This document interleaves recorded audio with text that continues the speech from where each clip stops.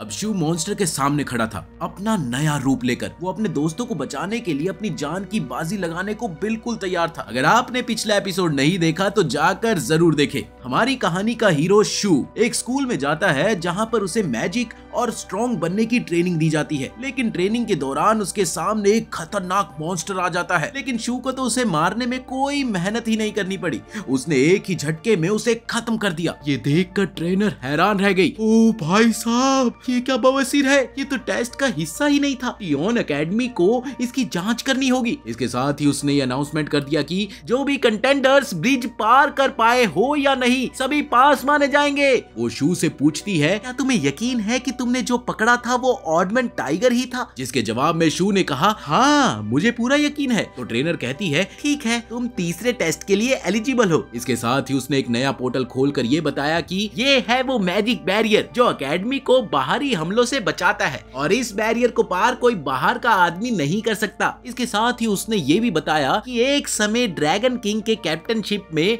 Temple of Mau ने हमारी academy पर हमला किया था, जो कि दुनिया की सबसे भयानक लड़ाई थी। सबसे भयानक। हमारे योद्धा बहादुरी से लड़े, पर एक के बाद एक सैनिक गिरते चले गए और आखिरकार एकेडमी मास्टर ने ड्रैगन किंग को सील करके युद्ध जीत लिया। लेकिन इस भयानक हमले से हमारी सिटी टियोन पूरी तरह से बर्बाद हो गई। इसके बाद एकेडमी प्रेसिडेंट ने एक 3 परतों वाला जादुई कवच बनाया जो आज तक हमें सुरक्षित रखे हुए है। अब उधर थोड़े समय बीत जाने के बाद ट्रेनर ने अनाउंस किया कि अब से आप सभी को एक नया गुरु मिलेगा। ये सुनकर सभी ऐसे खुश हो गए जैसे उन्हें ये एग्जाम पास करने की चाबी मिल गई हो। लेकिन जैसे ही सबने सामने नीचे की ओर देखा, सबकी तशरीफें फट के 4 हो गई, क्योंकि उनके सामने से एक 1.5 फुटिया बंदा चला आ रहा था। उसने आते साथ बड़े ताव में अपना इंट्रो दिया, राम राम लाडलो, मैं हूँ थारा गुरुजी और मेरा नाम है डो। ये सुनकर राम निवास का लोंडा अपनी हंसी नहीं रोक पाया और डो उसी वक्त उसकी ओर कूद पड़ा और अपनी लात मारो टेक्निक के साथ उसे जमीन पर पटक देता है।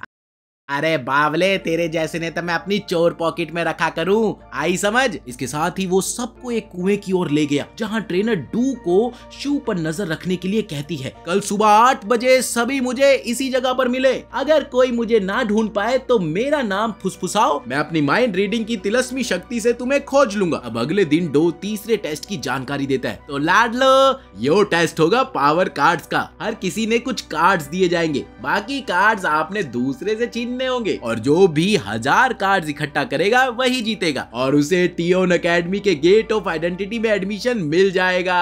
ये सुनकर लोग इसलिए हैरान रह गए कि उन्हें दूसरों से कार्ड्स कैसे लेने हैं। इस पर डू ने उन्हें जवाब दिया, यहाँ कोई नियम ना है, हम सब ने खुद सीखना होगा कि अपने कार्ड्स की रक्षा कैसे करें और दूसरों के कार्ड्स कैसे लेने हैं वो भी हमें ही देखना पड़ेगा, वो भी सिर्फ अपनी ताकत और हुनर के दम पर। अभी इधर डो ने अपनी बात अभी पूरी की भी नहीं थी कि शू वहाँ से गोली हो गया। उसने कहा कि ये सब उनकी गलती है, उन्होंने मेरे सारे कार्ड छीन लिए, अब मेरे पास सिर्फ 100 बचे हैं। लेकिन कोई बात नहीं, मैं अब सेफ जोन में जाऊंगा और सोचूंगा कि कैसे अपने कार्ड्स वापस लाऊं। लेकिन चीजें इतनी आसान भी नहीं थी ना। शू ने भागते हुए जैसे ही कहा, मैं पहुंचने ही वाला हूँ, इस दौरान उस पर किसी ने हमला कर दिया। उसने पीछे की ओर देखा तो पाया कि उसके पीछे 2 और लोग खड़े हैं। उनमें से एक बोला, नए स्टूडेंट्स कितने भोले होते हैं ना, तुम इस साल हमारे शिकार हो बच्चे। इस पर शू ने कहा, लेकिन पुराने स्टूडेंट्स हमारे साथ क्यों भाग ले रहे हैं? तब उसे पकड़ने वाले ने कहा, अपने सारे कार्ड्स हमें दे दो, नहीं तो हम तुम्हारा भरता बना देंगे।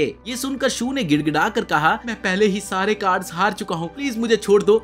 हमें बेवकूफ समझ रहा है? अगर तू सेफ जोन की ओर जा रहा है मतलब जरूर तेरे पास कार्ड्स है। अब इसके साथ ही वो अपनी हथेली में ऊर्जा इकट्ठी करके शू पर वार करने ही वाला था कि तभी शू के शरीर पर एक निशान चमक उठा और शू खुद को पीछे ढकेलने में सफल हो गया। अब इस हरकत से उसे खुद पर यकीन ही नहीं हुआ। उसने चौंक कर बोला, ये क्या था? मेरे अंदर ये बेमिसाल ताकत कहां से आ गई? तभी वही आदमी फिर से उस पर हमला करने आया और शू ने ये महसूस किया कि जैसे वो दुश्मन की हरकतों को स्लो मोशन में में देख पा रहा हो। अब जैसे ही दो लोग शू पर झपटे तो शू ने पलटकर उन पर धावा बोल दिया, जिससे वो दोनों दूर जाकर गिरे। इसके साथ ही जब उसने कूदने की कोशिश की तो वो बहुत ऊंचाई तक उड़ गया और फिर तभी हवा में से कुछ पत्ते गिरने लगे और पेड़ों की जड़ों ने शू और उनके तीनों विरोधियों को जकड़ लिया। दरअसल ये रियो थी। वो आई, उनके सारे कोड्स लेकर चली गई। अगले ही पल शू ने रस्सियों को खोला और अपने कार्ड्स वापस लेने के लिए रियो के पीछे भागा। ठीक उसी समय दो लोग किसी पर हमला कर रहे थे, जहां उसके साथ खड़ी लड़की बोली, अब और मजाक नहीं, हमारा असली मकसद ड्रैगन को ढूंढना और राजा का छिपा हुआ ठिकाना खोज निकालना है। अब अगर तुमने उस रत्न को नष्ट किया तो वो हमें माफ नहीं करेगी। उधर शू तेजी से दौड़ते हुए बोला, ये पहली बार है जब मैं अपने अंदर इतनी ताकत महसूस कर रहा हूँ। वो दौड़ते हुए बे से टकराया। तभी अचानक उनके पास एक जोरदार धमाका हुआ, जिससे वो भागकर सीधा वहां पर पहुंचे और उसने देखा कि वही दो लोग उस लड़की पर हमला कर रहे हैं जिसने पहले शू की मदद की थी। ये देखकर बे ने कहा, शू ये बहुत ताकतवर लग रहे हैं, हम इनका मुकाबला नहीं कर सकते। लेकिन अगले ही पल शू ने अचानक उन पर हमला कर दिया।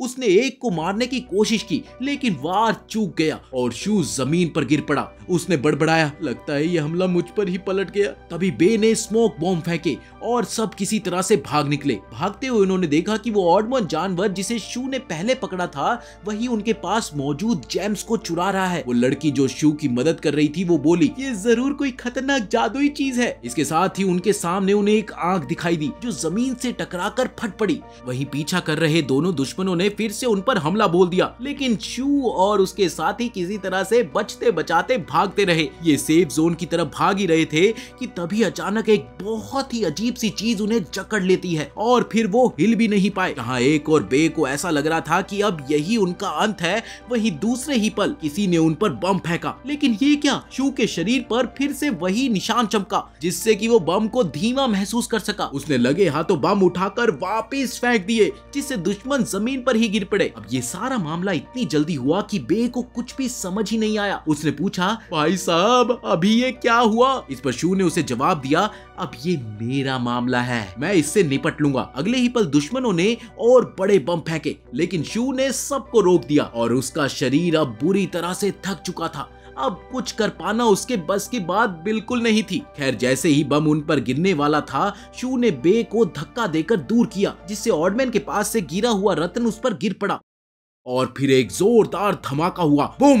ये धमाका इतना जोरदार था कि हर कोई उस धमाके को महसूस कर पाया। वहीं शू अचानक एक अजीब सी जगह पर पहुंच गया जहां वो पहले गया था, जहां उस राक्षस ने बोला, कमजोर इंसान, तुम्हारा शरीर इस छोटे से जादुई रत्न की ताकत सहन नहीं कर पाया। अब तुम्हारा शरीर धीरे धीरे खत्म हो जाएगा और मैं तुम्हें खा जाऊंगा। यही कीमत है मुझे जगाने की। अभी एक और आवाज आई जो कि एक प्राचीन दैत्य की थी। अरे मूर्ख ड्रैगन! शू ने जैसे ही पीछे देखा तो उसने पाया कि ड्रैगन किंग वहां पर खड़ा था। अपने मास्टर को इतनी जल्दी भूल गया क्या? इस पर मॉन्स्टर ने कहा, लेकिन आप इंसानी शरीर में क्यों हो? तब ड्रैगन किंग ने बोला, तुम्हारे लिए वो मायने नहीं रखता बच्चे, ये लड़का मेरे लिए बहुत जरूरी है। आज से इसकी रक्षा करना तुम्हारी जिम्मेदारी है। अगर इसके साथ कुछ भी हुआ तो तुम मेरे काम में टांग अड़ाओगे और मैं तुम्हें कभी माफ नहीं करूंगा, समझ गए? इसके साथ ही अचानक शू जागा और उसने खुद को किसी और जगह पर पाया। उसके कपड़े भी बदले हुए थे। उसने खुद से सवाल करते हुए कहा, ये आखिर हो क्या रहा है यार, और ये कपड़े कहां से आ गए? तभी उसे वही ड्रैगन की आवाज सुनाई दी, मैं वो हूँ जो इस जादुई टुकड़े पर्पल ड्रैगन कोर की रक्षा करता हूँ। तुम्हारे पास जो ताकत है वो डीमन किंग की वजह से है। इससे तुम तेज और ताकतवर बनते हो, लेकिन अभी भी तुम कमजोर हो।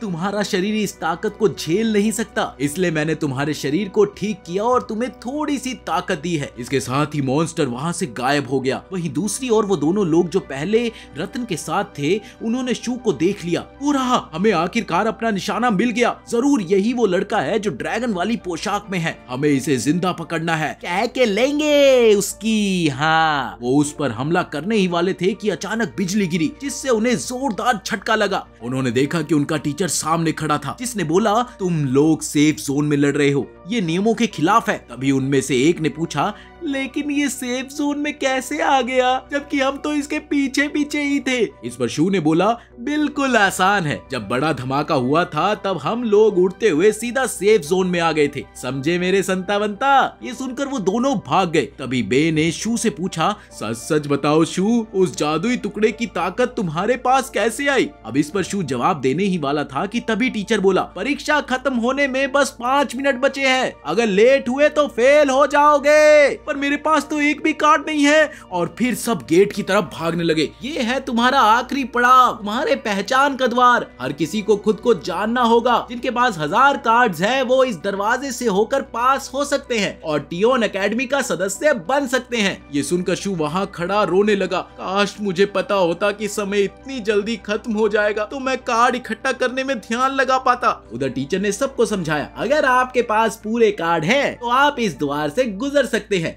अंदर जाकर आपको अपने ऑर्डन की ताकत का रंग पता चलेगा। यहाँ के हर टीचर की अलग ताकत और रंग होता है और पावर कार्ड ही आपकी एंट्री टिकट है। फिर एक एक करके सब लोग अंदर जाने लगे। पहला लड़का अंदर गया और जैसे ही उसने कार्ड लगाए दरवाजा खुला और चारों ओर काला रंग फैल गया। ये उसकी ताकत का रंग था। इसके बाद रियो गई और उसका रंग हरा निकला। फिर ई और उसके ग्रुप के लोग अंदर गए। बाय भी उस दरवाजे के अंदर गया और पास हो गया। तब शू ने सोचा, यहाँ तक कि डरपोक बाय भी पास हो गया और मैं नहीं। तभी उसे अंदर के ड्रैगन से आवाज सुनाई दी, तुम अंदर क्यों नहीं जा रहे हो? इस पर शू ने बोला, किसी ने मेरे सारे कार्ड्स चुरा लिए, अब मैं अंदर कैसे जाऊं? ड्रैगन ने कहा, अपनी बेल्ट देखो, जब तुमने उन 2 लोगों को हराया था तब एक चीज तुम्हें इनाम के तौर पर मिली थी और ये हमारे नए रिश्ते की निशानी है। इस पर शू ने बोला, पर अंदर जाने के लिए 1000 कार्ड्स चाहिए मेरे भाई, ये बेल्ट किस काम की? ये सुनकर ड्रैगन भड़क गया। उसने धमकाते हुए बोला, तुम्हें पता नहीं कि तुम किससे बात कर रहे हो? मैं बैंगनी ड्रैगन हूँ। अब इस पर शू ने बोला, मुझे विश्वास नहीं है, मुझे तो ये भी नहीं पता कि तुम कहाँ से आए हो। बस इतना सुनने की ही देर थी कि ड्रैगन आग बबूला हो गया। उसने बोला, मुझे यकीन नहीं हो रहा कि मैंने तुझ जैसे नल्ले पर भरोसा किया। गलती हो गई भाई साहब, बहुत बड़ी गलती हो गई। नहीं नहीं नहीं नहीं, अरे गुरुजी मैं तो मजाक कर रहा था, अभी जा रहा हूँ, ये देखो। इसके साथ ही वो दरवाजे पर पहुंचा जहाँ सब उस पर हंसने के लिए तैयार खड़े थे। जैसे ही शू ने कार्ड रखा दरवाजा खुला और वो अंदर चले गया। जब वो बाहर आया तो दरवाजे पर लिखा था कि कार्ड की संख्या 0, स्पिरिचुअल कार्ड 1 और उसने वो सफलतापूर्वक पास कर लिया था, रंग बिना रंग के। ये देखकर सब लोग हक्के बक्के रह गए, यहाँ तक कि इंस्ट्रक्टर भी। इतिहास में पहली बार किसी स्टूडेंट के पास स्पिरिचुअल कार्ड है और वो भी बिना किसी रंग के। तब इंस्ट्रक्टर ने कहा, स्पिरिचुअल कार्ड पावर कार्ड से भी ऊंचे दर्जे का होता है, इसलिए दरवाजा खुला। बस यही कारण है कि शू पास हो गया। इसके साथ ही पास खड़े कुछ लोग जोर जोर से नेपोटिज्म नेपोटिज्म चिल्लाने लगे। एक ने कहा, पहले टाइगर वाला मामला हुआ वो भी छोड़ दिया, अब इसके बैग में 2000 से भी ज्यादा कार्ड थे, सब चोरी हो गए, फिर भी ये पास हो गया। आखिर चल क्या रहा है ये? तब इंस्ट्रक्टर ने उसे जवाब दिया, अगर विरोध करना है तो निकल जाओ, अभी और इसी वक्त। हम एक सम्मानित एकेडमी है और तुम जैसों का यहाँ पर कोई काम नहीं। ये सुनकर सब शू की तरफ दौड़ पड़े और उसे मारने लगे। तभी एक लड़की आई और उसने अपनी ताकत से सबको पीछे ढकेल दिया। वो बोली, देखो इस जगह पर ये बेहुदा हरकत नहीं चलेगी। तब इंस्ट्रक्टर ने उसकी पहचान एकेडमी की डिप्टी हेड के रूप में करवाया। बस फिर क्या था, लोग तुरंत ही चिल्लाने लगे, हमें इंसाफ चाहिए, हमें इंसाफ चाहिए, शू ने चीटिंग की है और एकेडमी उसकी मदद कर रही है। जिस पर डिप्टी हेड बोली, देखो पहली बात तो ये है कि शांति रखो और दूसरा ये कि पहचान का द्वार एकेडमी का सबसे ट्रांसपेरेंट और सर्वोच्च नियम है, इस पर किसी को भी सवाल करने की इजाजत बिल्कुल नहीं है। जिन लोगों ने उस द्वार को पार कर लिया है वो अब एकेडमी का सदस्य है और उनका सम्मान करना जरूरी है। इसके साथ ही वो शू और बे से बोली कि ये आखिरी वार्निंग है, अगली बार बात नहीं सीधा निकाल दिए जाओगे, समझे? इसके साथ ही उसने इंस्ट्रक्टर से शू का ख्याल रखने के लिए बोला और वहाँ से चली गई। इसका ख्याल रखना। उस रात रियो हमेशा की तरह उस आदमी से मिलने के लिए गई, जहाँ उस आदमी ने बधाई देते हुए कहा, बधाई हो, तुम अब एकेडमी की असली सदस्य बन गई हो। पर मेरे पास एक बड़ी खबर है, हमें पता चला है कि डीमन किंग किसी शू नाम के लड़के के अंदर है। ये सुनकर रियो हैरान हो गई। उसने सोचा कि आखिर ये कैसे हो सकता है। फिर उसने कहा, मैं जानती हूँ, वो कौन है, तुरंत उसे ढूंढ लूंगी। पर उसे आदमी ने रोकते हुए बोला, नहीं नहीं नहीं नहीं, जल्दी की कोई जरूरत नहीं है। ड्रैगन किंग को आजाद करने से पहले हमें टियोन सिटी में छिपा जादुई टुकड़ा ढूंढना होगा। मैंने बाकी लोगों को भेजा है उसे ढूंढने के लिए, अब बस तुम्हारा काम है शू की रक्षा करना।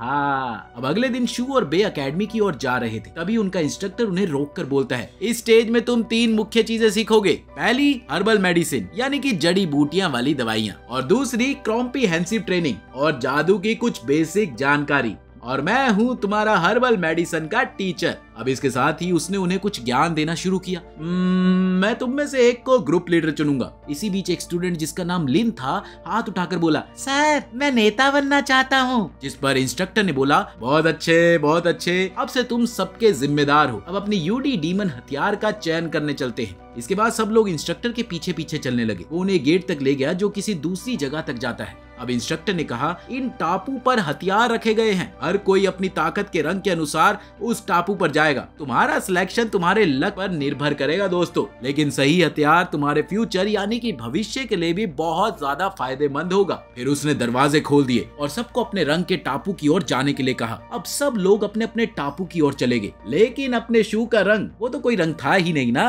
अब जैसे ही वो अंदर गया, वो किसी एक अलग ही टापू पर पहुंच गया, जहाँ उसे चारों ओर देखने पर कुछ भी नहीं दिखा। हाँ, बस एक पुराना सा घर था। तो उसने सोचा, अरे यार, बिना रंग वाले को तो सबसे ताकतवर बता रहे थे, फिर मैं ऐसी सुनसान जगह पर क्यों आया हूँ। उसने जैसे ही नीचे देखा तो कुछ छोटी छोटी लपटे नाच रही थी। वो उन्हें देखता रहा और पाया कि वो आपस में लड़ रही है। अब शू ने उन्हें रोका और कहा, देखो तुम लोग गलत तरीके से खेल रहे हो। फिर उसने उन्हें कुछ टिप्स दिए। अब उसके टिप्स से अगली टीम तो जीत गई और सबने जश्न मनाया। फिर उन्होंने पीछे देखा और शू को खड़ा पाया। अब एक ने पूछा, भाई तू कौन है? इस पर शू ने बोला, मैं यहाँ का एक नया स्टूडेंट हूँ, अपना एमोन हथियार लेने आया था, लेकिन तुम लोग रास्ते में मिल गए तो सोचा तुमसे ही मिल लूं। अब ये सुनकर एक फ्लेम बोली, मुझे इसमें कोई स्पिरिचुअल एनर्जी नहीं दिख रही। तभी दूसरी ने भी टपक से बोला, क्या तू सच में रंगहीन हो? दरअसल हम इस टापू के गार्डियन स्पिरिट्स हैं। यहाँ बहुत समय बाद कोई आया है। आखिरी बार कोई फांग नाम का आदमी आया था। इस पर शू ने बोला, मुझे वही हथियार चाहिए जो फांग के पास था। ठीक है, एक डील करते हैं, अगर तुम हमें गेम में हरा दोगे तो हम तुम्हें वही हथियार देंगे।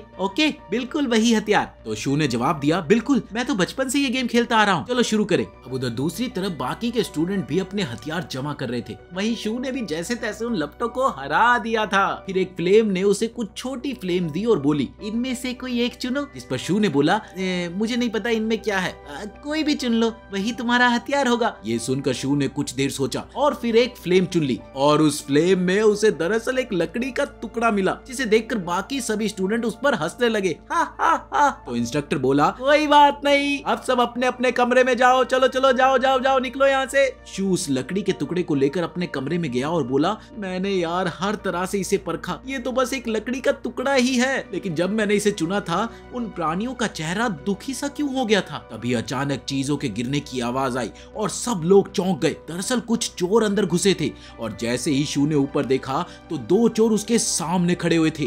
कोई आवाज मत करना, चुपचाप अपने यूडी डीमन हथियार दे दो। उसी समय वो 2 लोग जो डीमन किंग को ढूंढ रहे थे एक और स्टूडेंट के पास गए और उनका हथियार लेने की कोशिश की। जब उन्होंने शू से हथियार लिया तो पाया कि वो बस एक लकड़ी है, तो वो उसे वापस फेंक कर वहाँ से चले गए। अगले दिन टीचर ने सभी स्टूडेंट्स को इकट्ठा किया और बोला, कल तुम सबने टापू से अपने अपने हथियार चुने थे ना? सबने हाँ करा। हाँ चुने थे। आज हम सीखेंगे कि उन्हें कैसे इस्तेमाल करना है। अब सब लोग चलो अपने हथियार निकालो ताकि हम ट्रेनिंग शुरू कर सके, है ना?